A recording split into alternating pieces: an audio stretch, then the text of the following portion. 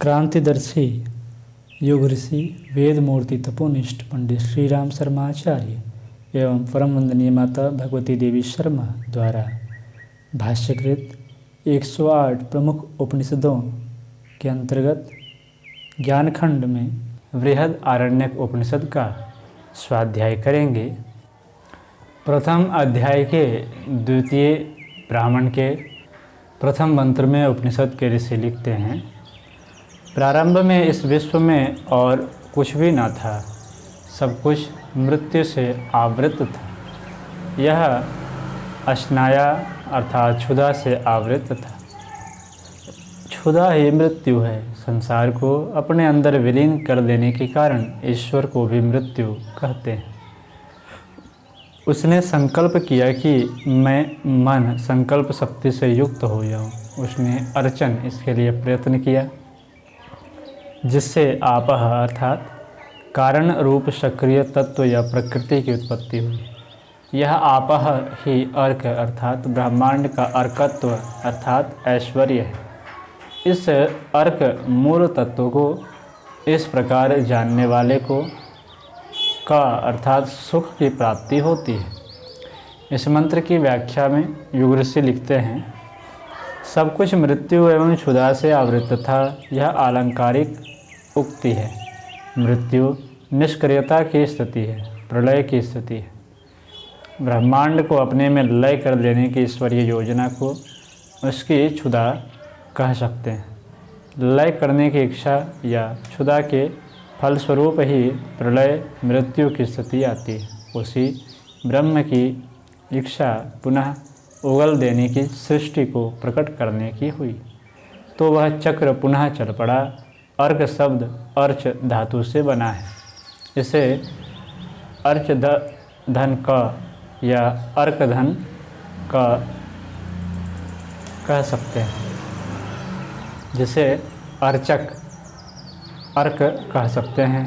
इसे देव संज्ञक मानते हैं। इस देव रहस्य को जानने वाले को सुख या देवत्व की प्राप्ति होना उचित है। दूसरे मंत्र में उपनिषद के ऋषि लिखते हैं, आपह अर्थात मूल तत्व ही अर्क है। उस आपह के ऊपर स्थूल भाग एकत्र हो जाने से पृथ्वी की उत्पत्ति हुई। तदुपरांत उस पृथ्वी पर सृजिता के श्रम और तपश्चर्या के परिणाम स्वरूप उसका अर्थात ईश्वर का सारभूत तेज अग्नि के रूप में प्रकट हुआ। तीसरे मंत्र में उपनिषद के ऋषि लिखते हैं, उस परमेश्वर ने अपने अग्नि रूप अवतरण के तृतीयांश को सूर्य, तृतीयांश को वायु तथा शेष तृतीयांश अग्नि इस प्रकार 3 भागों में विभक्त किया। पूर्व दिशा उस विराट का शीर्ष भाग अर्थात सिर, ईशान दिशाएं और आग्नेय दिशाएं उसके दोनों बाहें, पश्चिम दिशा उसकी पूंछ तथा वायव्य और नैऋत्य दिशाएं उस विराट की जंघाएं हैं। उत्तर और दक्षिण दिशाओं को उसका पार्श्व भाग तथा देवलोक को पृष्ठ भाग कहते हैं। अंतरिक्ष उसका उदर प्रदेश और पृथ्वी वक्षस्थल अर्थात हृदय है।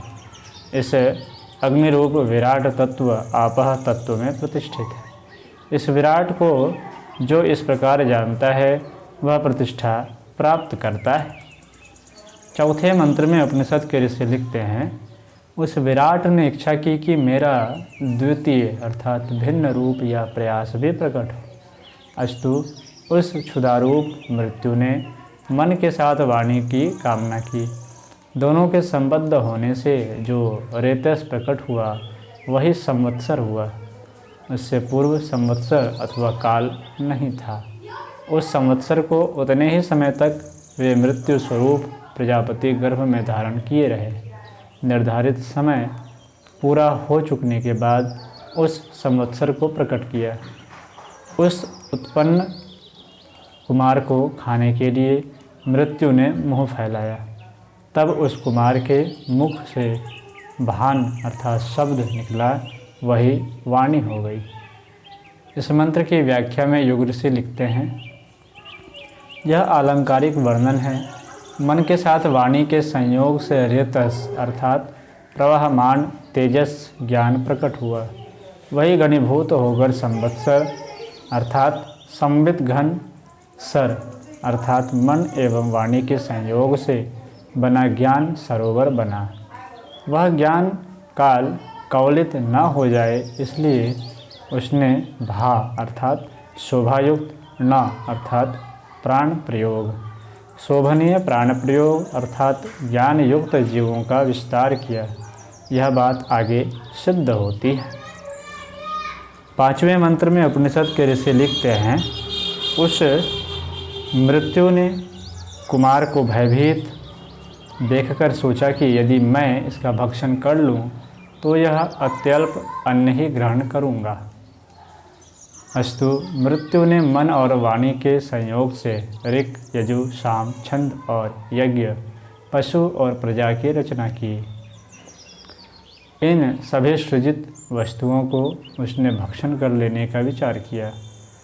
वह सबका भक्षण करता है, ईश्वर भी सभी को अपने में लीन कर लेता है। अतः यही उस अद्वितीय अर्थात अखंड रूप ईश्वर का अद्वितीयत्व अर्थात एक रस एक रूप है। जो इस प्रकार इस अद्वितीय के अद्वितीयत्व का ज्ञान रखता है वह इन सब का आत्ता होता है अर्थात वह समस्त वस्तुओं और अन्नों का खाने वाला अर्थात आत्मसात करने वाला होता है। 6वें मंत्र में उपनिषद के ऋषि लिखते हैं, उस प्रजापति ने कामना की कि मैं फिर से एक विराट यज्ञ द्वारा यजन कार्य करूं। सो उसने श्रम और तप किया। तप और श्रम से यश और बल प्रकट हुए। प्राण तत्व ही यश और बल वीर्य है। प्राणों के विस्तार के साथ ही शरीर फूलने विस्तार पाने लगा।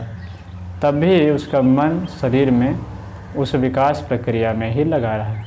इस मंत्र की व्याख्या में योग ऋषि लिखते हैं, वर्तमान वैज्ञानिक अनुसंधान के आधार पर भी सृष्टि का उद्भव बिग बैंग महाविस्फोट के साथ प्राण प्रक्रिया का विस्तार हुआ और दृश्य जगत फैल गया। पहले पदार्थ अत्यधिक घनीभूत था, उसके फैलने फूलने से ही यह मेध्य समझा जाने योग्य ब्रह्मांड विकसित हुआ। 7वें और द्वितीय ब्राह्मण के अंतिम मंत्र में उपनिषद के ऋषि लिखते हैं, तदुपरांत तो उसने कामना की कि मेरा यह शरीर जानने योग्य अथवा यज्ञ मेद्य हो जाए और मैं इसके माध्यम से शरीरवान हो जाऊं। तब यह शरीर अश्वत अर्थात फैलकर बड़ा हो गया। अस्तु वह अश्व कहलाया और वह अश्व ही मेद्य अर्थात जानने योग्य या संगति बैठाने योग्य अथवा यजनीय हुआ। यही अश्वमेध या अश्वमेधत्व है। इसे इस प्रकार जानने वाला ही वस्तुतः अश्वमेध को जानता है। उसने प्रजापति ने उस अश्वमेध को अवरोध रहित ही विचार किया, दर्शन किया। उसने अर्थात प्रजापति ने संवत्सर के बाद उसका अर्थात अश्व का अपने निमित्त आलभन किया और अन्य पशुओं को भी देवों के निमित्त प्रसूत किया। अस्तु यजनकर्ता मंत्र से संस्कारित समस्त देवों से संबंधित प्राजापत्य पशु को आलभित करते हैं। यह तप्यमान अर्थात आदित्य ही अश्वमेध है। संवत्सर इसके देह है, अग्नि अर्क है और समस्त लोक ही इस अश्व की आत्मा है। ये अग्नि और आदित्य दोनों ही अर्क और अश्वमेध है, किंतु वे मृत्यु स्वरूप देवता एक ही हैं। इस प्रकार से मृत्यु को जानने वाला मृत्युजीत या मृत्युंजय हो जाता है। वह स्वयं भी मृत्यु स्वरूप होकर देवों में भी मुख्य स्थान प्राप्त कर लेता है। आज की कक्षा में इतना ही। अगली चर्चा हम लोग अगली कक्षाओं में करेंगे।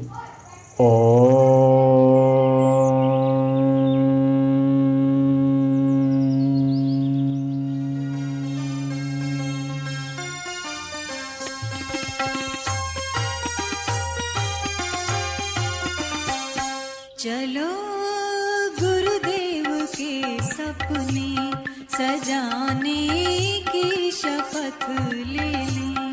चलो गुरुदेव के सपने सजाने